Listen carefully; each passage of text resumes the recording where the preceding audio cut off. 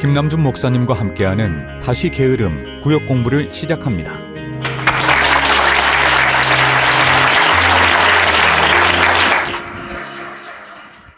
성도 여러분 안녕하십니까?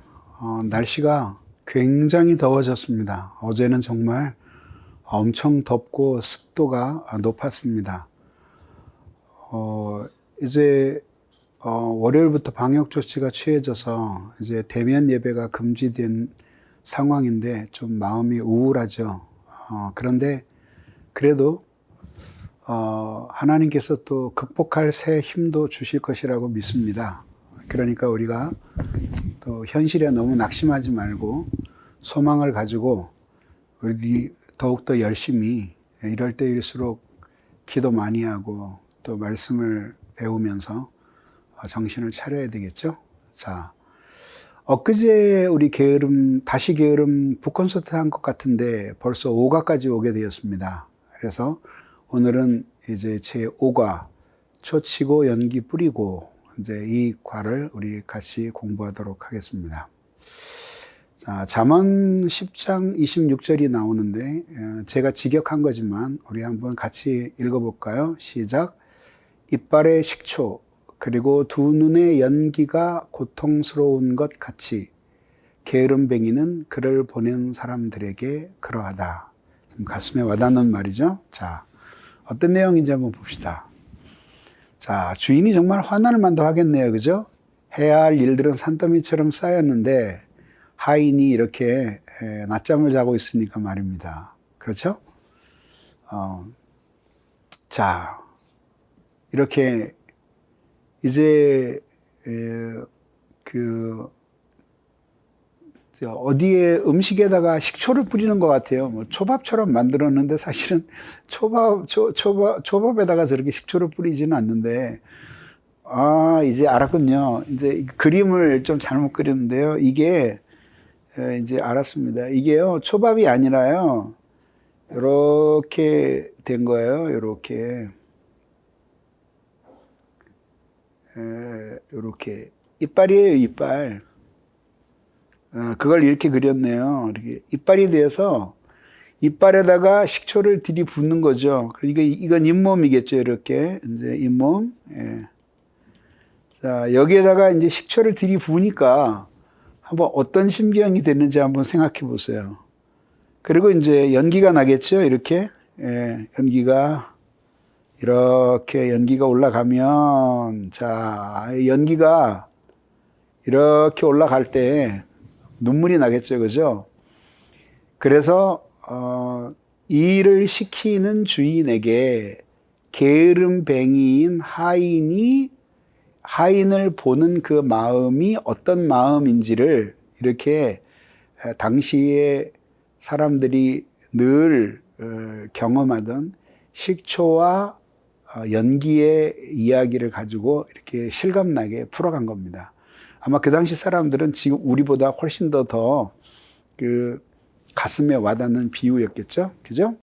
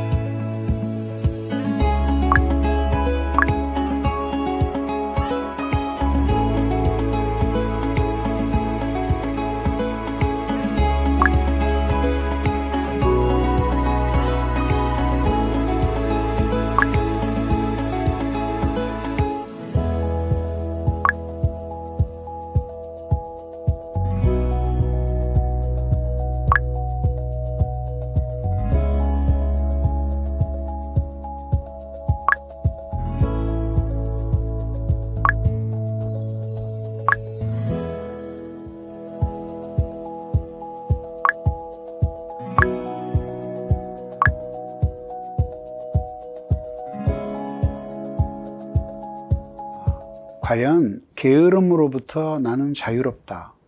나는 절대 게으르지 않았다. 그 방면에 있어서는 내가 추호의 가책이 없다. 그런 사람 있을까요? 저도 게으르지 않게 살려고 애써온 사람 중에 하나거든요. 주님을 깊이 만나기 전까지는 부지런하게 살아야 될 이유를 발견할 수 없었어요. 근데 주님을 깊이 만나고 나니까 게으르게 살아야 할 이유를 발견할 수가 없더라고요. 예전에는 몰라서 방황했으니까 게으를 수도 있었는데 이제 아니까 게으를 수 없잖아요. 그런데도 인간이니까 힘든 거 싫잖아요. 그리고 사실 경계가 모호할 때가 있어요. 이렇게 쉬어야지만 내가 쓰러지지 않고 잘 일할 수 있을 텐데 하면서 쉬는 것과 그냥 이 핑계를 대고 내가 할 일을 하지 말자. 그래서 쉬는 것 사이의 경계가 너무 애매해서 때로는 가책을 받아야 할 때 위로를 받고 때로는 위로를 받아야 될 때 자신을 채찍질하는 잔혹함을 보이기도 하는 거죠. 그래서 어거스틴도 이런 사실을 생각하면서 하나님 앞에 눈물을 흘렸답니다. 주님이 모든 것을 아시니까 우리가 어떻게 사는지 너무나 잘 아시겠죠? 그죠? 그래서 저희가 일단 마음의 양심의 부끄러움이 없을 정도만큼이라도 성실하게 시간을 낭비하지 않고 사는 저와 여러분들이 됐으면 좋겠습니다. 오늘 우리 엄마, 아빠, 딸의 대화를 보면서 많은 걸 느꼈습니다. 정말 유익한 시간이었습니다. 자, 우리가 아까 읽은 거죠. 이빨의 식초, 그리고 두 눈의 연기. 요번 이제 그 히브리어 성경에는 안 나오는데 연기가 고통스러운 것 같이 게으름뱅이는 그를 보낸 사람들에게 그러하다. 이렇게 나옵니다. 자, 네, 이제 요건 사역이죠. 그죠? 예. 빠졌어요. 이렇게. 예. 자,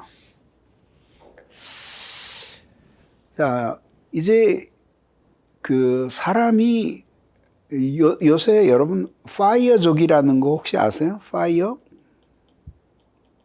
파이어는 해고당하던데 이제 족은 이게 족이죠, 그죠? 그래서 그냥 젊은 나이에 한 40세 정도밖에 안 됐는데 일찌감치 은퇴해 버리는 거예요. 그리고 목표했던 돈을 모아서 그걸 가지고 그냥 자기 하고 싶은 대로 편안하게 자기 하고 싶은 일 하면서 큰 욕심 부리지 않고 사는 것. 이제 이걸 이제 파이어족이라고 이야기를 하는데 그래요. 내가 장사를 하는데 좀 쉬고 싶어요. 그러면 사업을 접을 수 있잖아요. 또 회사를 다니는데 이제 회사는 접고 이제 내가 사업을 좀 해보고 싶어요. 그러면 사표를 내면 되잖아요. 그렇죠? 뭐 내가 운동선수였는데 이제 돈도 많이 벌었으니까 이제 운동 그만하고 그냥 뭐 골프장이나 조그만 거 하나 하고 싶어요. 그럼 골프 사업을 하면 될 거 아니에요, 그죠? 그런데 이제 문제는 우리의 그런 직분이 아니라 사람 자체로 임명받은 것에 대해서는 우리가 그만둘 수가 사표를 낼 수가 없다 이거예요. 살아있는 한. 이해되시죠? 그래서 이제 이렇게 그림에 이렇게 만들었어요. 이제 임명장, 김남준, 위 피조물을 사람으로 임명함. 하나님 그랬잖아요. 이거는 사표 불가요. 내가 담임 목사를 하다가도 목회를 그만두게 되면은 이제 더 이상 목사 안 할 수도 있고, 사업을 하다가도 내가 그만두게 되면 사장이 아닐 수 있는데 사람이라고 하는 것은 사표가 불가해요. 그러니까 이거는 숨쉬고 살아있는 나는 끝까지 고민을 해야 될 문제다 이거죠. 실감 나세요? 자, 그럼 한번 봅시다. 자, 축구 선수가 있고 도예공이 있고 배우가 있고 그 다음에 군인이 있어요. 축구 선수는 뭘까요?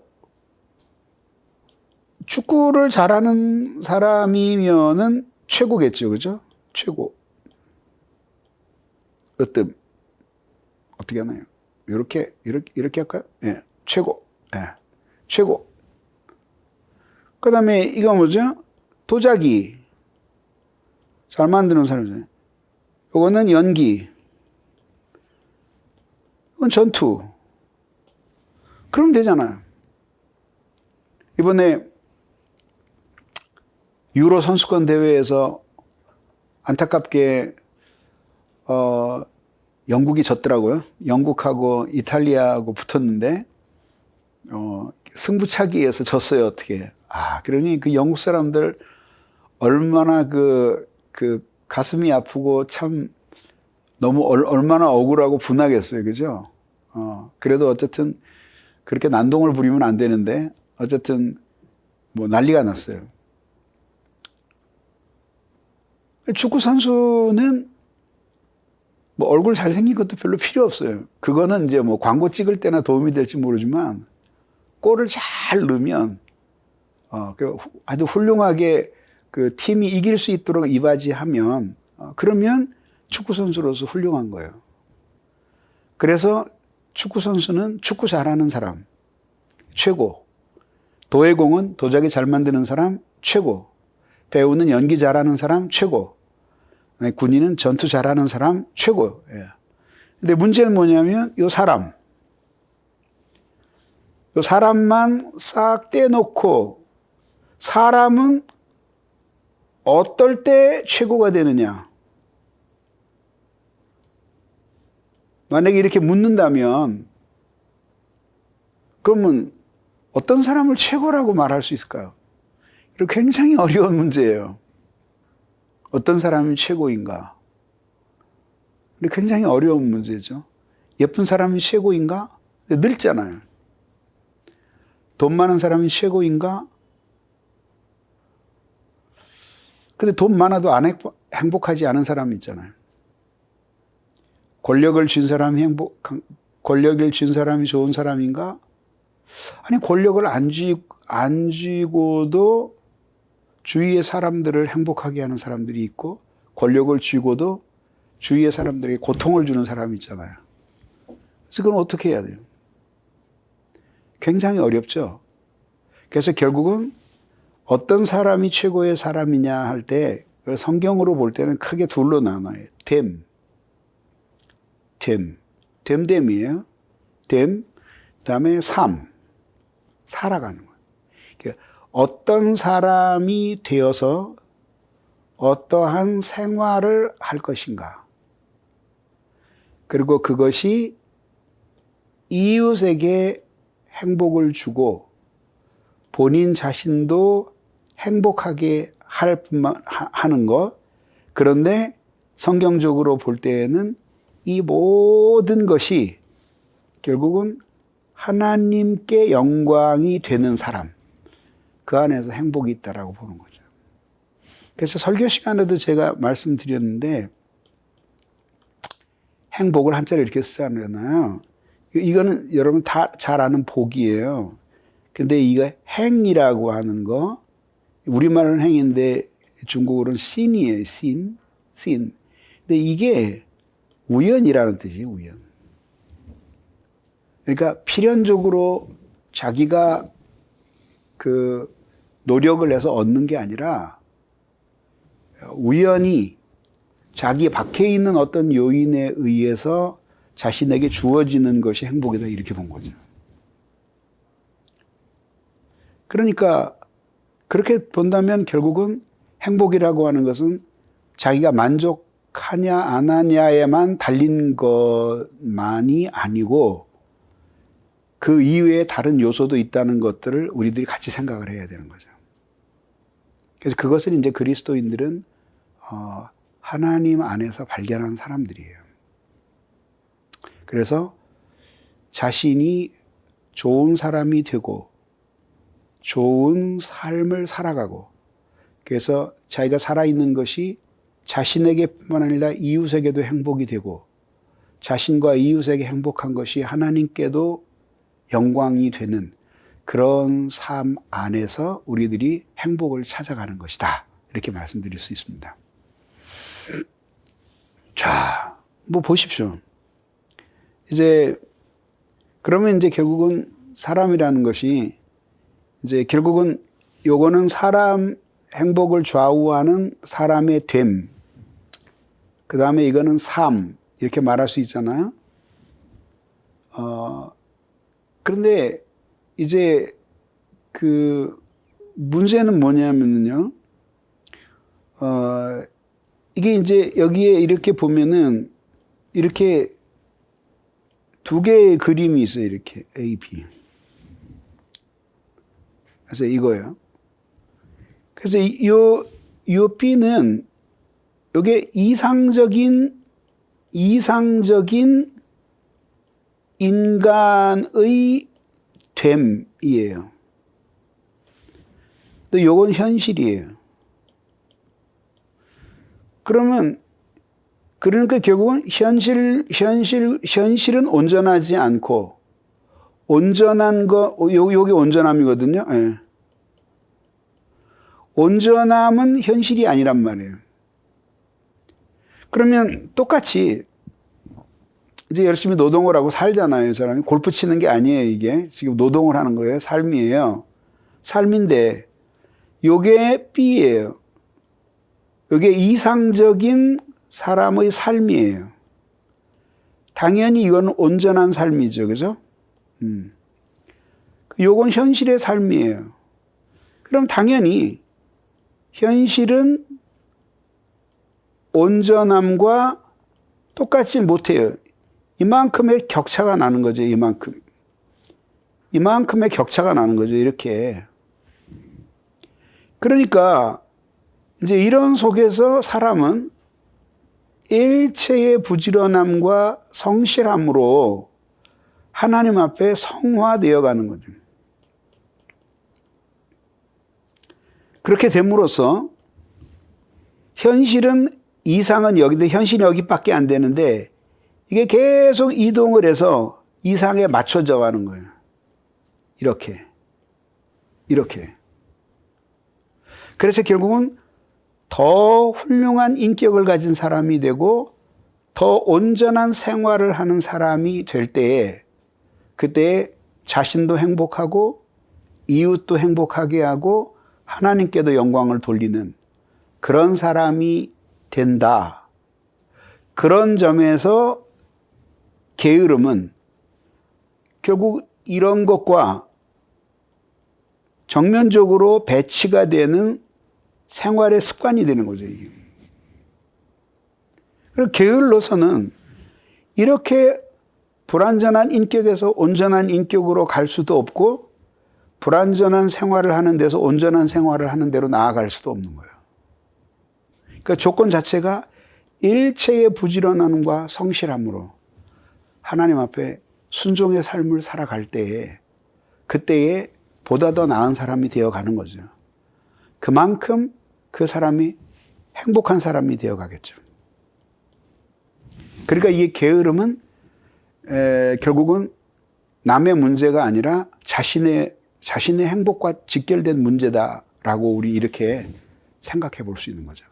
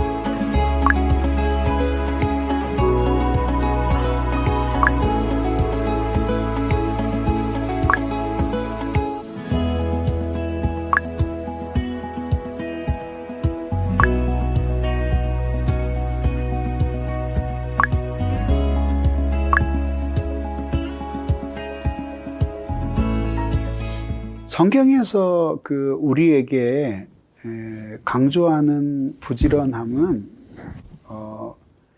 노예를 후려치기 때문에 노예가 무서워서 열심히 움직이고 있는 그런 종류의 부지런함이 아니에요. 그래서 하나님은 그런 하나님이 아니에요. 하나님 인격적인 하나님입니다. 그래서 우리에게 인생의 의미를 발견하라고 우리를 타이르셔요. 그래서 게으르게 사는 것 자체도 문제지만은 그거보다도 네가 그렇게 게으르게 살 수 있는 정신의 상태, 결국은 가치 있는 것을 찾지 못했기 때문에 태만해져 있는 거잖아요. 그거를 하나님께서 불쌍히 보시는 거예요. 그래서 진리를 발견한 사람은 게으를 수 없어요. 왜? 그 진리에 자기를 합치시키는 삶을 살아야 하고, 진리를 전하는 삶을 살아야 하고, 진리를 배우기에 기뻐하는 삶을 살아야 하니까 게으를 시간이 없겠죠? 그렇지 않습니까?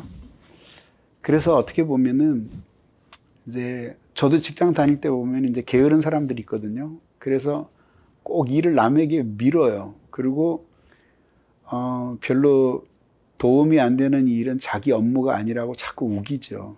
그러면 이제 예수 믿는 사람으로 대판 싸울 수도 없고 하니까 알았다.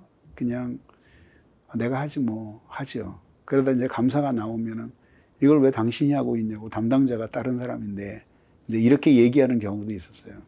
근데 확실한 사실 하나는 그런 사람들이 행복하냐 하면 행복하지 않아요. 그래서 진짜 행복한 사람들은 자신의 삶에서 의미를 발견하고 그것 때문에 즐거운 사람들이 행복하지, 일을 안 해서 행복한 것이 그게 얼마나 가는 행복일까요? 여러분, 그렇지 않습니까? 그래서 오늘 우리 대화에서 나누어 본 것처럼 우리 자신이 두 가지 잣대를 가지지 맙시다. 다른 사람은 뺑뺑이 돌리고 싶을 정도로 부지런하게 살게 하고 싶고, 나는 나를 부리는 사람에게 눈의 연기와 같고 이빨의 초와 같은 사람이 돼도 너그러운 그런 사람이 되지 맙시다. 그래서 하나님 앞에 소중한 날 하루하루를 어떻게 살아야 할지 생각합시다. 인생 전체를 모는 종이 한번 그려봅시다. 얼마나 남을까요? 1년 남았다면 365개가 될 것이고요. 그죠? 10년 남았다면 3650개. 그리고 100년이 남아서 봐야 뭐 36,500개밖에 안 되겠네요. 뭐 절반만 치면 18,000개. 얼마 안 되는 거잖아요. 그걸 매일매일 한 칸씩 지우면서 사는 게 우리의 인생입니다. 부지런히 사십시다. 주님을 만났으니 이제 핑계할 수도 없겠죠? 열렬히 살아서 주님께 기쁨을 드리고 여러분 자신도 희망에 찬 하루를 맞이하기를 진심으로 바랍니다. 다음 보겠습니다. 자, 갓난아이로 태어나서 그래서 이제 청소년기를 거쳐서 장년기를 거쳐서 그 다음에 이제 중년 이하 늙어가지고 이렇게 배가 불쑥 나왔잖아요, 이렇게. 예. 그리고 그 다음에 이제 노년기가 이렇게 되어 가요. 그러면 결국 육체는 보면은 이렇게 해서 여기에서 정상에 도달하지만 여기서부터는 쇠퇴하기 시작해요.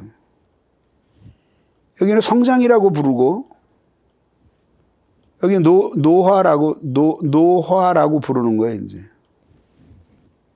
쇠퇴하죠. 그래서 마지막에 결국 돌아가는 거는 이렇게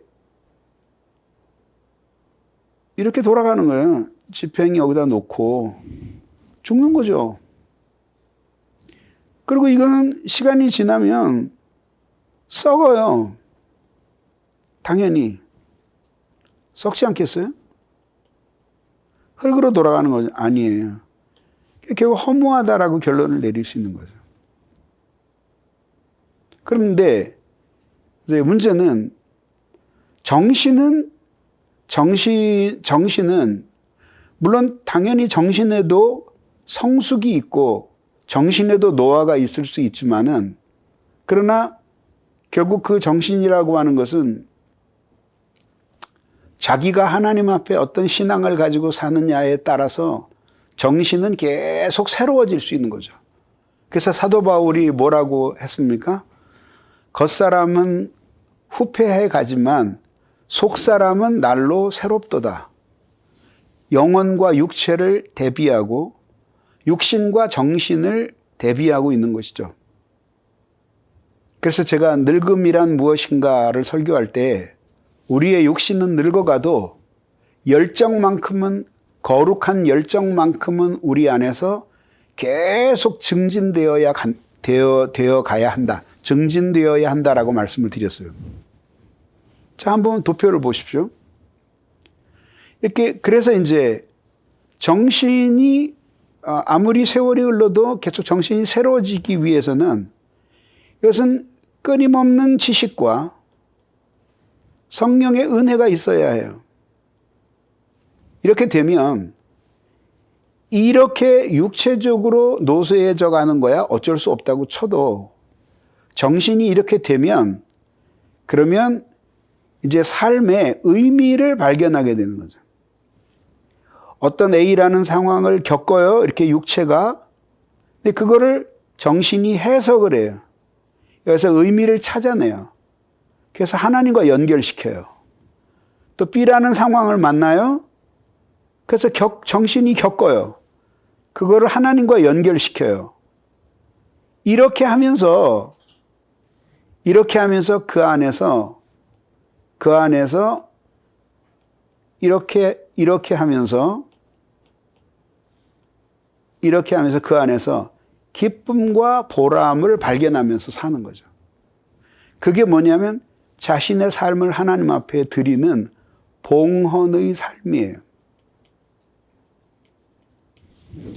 그래서 하나님이 비록 이렇게 쇠퇴해 가지만 거기에서 정신은 더욱 새로워져서 그래서 삶의 의미를 발견하고 거기서 기쁨과 보람을 느끼니까 자신의 삶을 하나님 앞에 드리는 그 즐거움이 있는 거예요.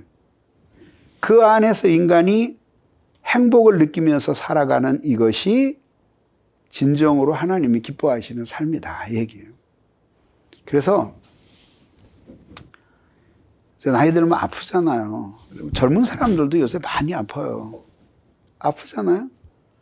그거를 이상하게 생각하지 말고 세상에서 늘 겪는 일이다 이렇게 생각하고 그나마 그래도 고치면서 살 수 있게 해주신 하나님께 감사하면서 병원에 갈 수 있는 체력과 그 다음에 정신력 그리고 또 경제적인 여유를 주신 것에 대해서 감사하면서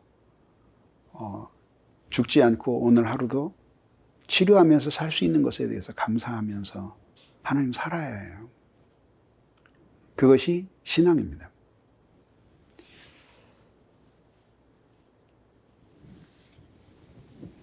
오늘 공과는 너무 간단해 보이죠, 그죠?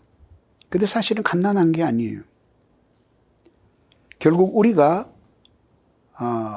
하나님 앞에 더 행복하고 보람된 인생을 살기 위해서는 의미를 발견해야 하는데 그 의미를 발견하려면 결국은 그 의미를 깨달아야 돼요. 그리고 일체의 부지런함과 성실함으로 매일매일의 삶을 하나님 앞에 기쁨으로 살아가야 돼요. 그래서 하루 살아가는 것 그 자체가 주님께 바쳐지는 아주 존귀한 선물이 되는 그런 삶을 살아가야 돼요. 여러분, 뻔뻔스러운 사람이 아닌 한 선물을 받으면 때가 되면 선물을 하게 마련이잖아요. 오늘이라는 걸 하나님께로부터 선물로 받았어요. 그러면 당연히 우리의 삶을 또 주님께 선물로 드리잖아요. 그게 우리 자신을 하나님 앞에 거룩한 산제사로 바치는 삶이에요. 살아있는데 하나님 보시기에 살아가는 그 사람이 살아있는 것 자체가 눈의 연기와 같고 이빨의 초와 같은 사람이 되어서 하나님이 견디기 너무 힘든 사람이 된다면 하나님만 슬픈 게 아니라 그런 삶을 살아가는 사람은 절대 자기 자신도 행복하지 않다 이 뜻입니다. 그러므로 게으름을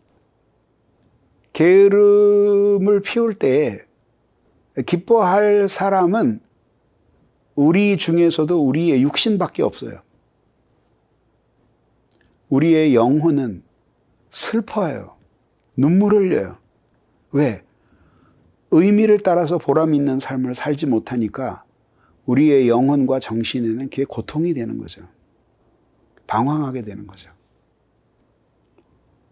그래서 결국은 우리는 한순간을 살아도 의미를 가지고 보람 있게 사는 사람이 되어야 한다. 이 말씀을 드리고 싶습니다. 무더운 여름입니다. 또 코로나로 우리 모두 긴장하고 있습니다. 그러나 마음의 여유를 가지십시다. 하나님이 이제껏 지켜주신 것에 대해서 감사하고 주님을 의지하고 살면 하나님이 이 모든 일을 통해 선하게 합력하여 좋은 것을 주실 것이라는 사실을 믿읍시다. 마침 이 어려운 때에 저희들이 교회에 나와서 기도하기 운동을 합니다. 조용한 시간에 여러분 원하는 때에 나와서 간절히 기도하면서 은혜 많이 받으시고 영적으로 더 충만한 삶을 살게 되기를 진심으로 바랍니다. 이번 한 주간 주님과 함께 동행하시면서 행복한 시간 보내시기를 진심으로 바랍니다. 대단히 감사합니다.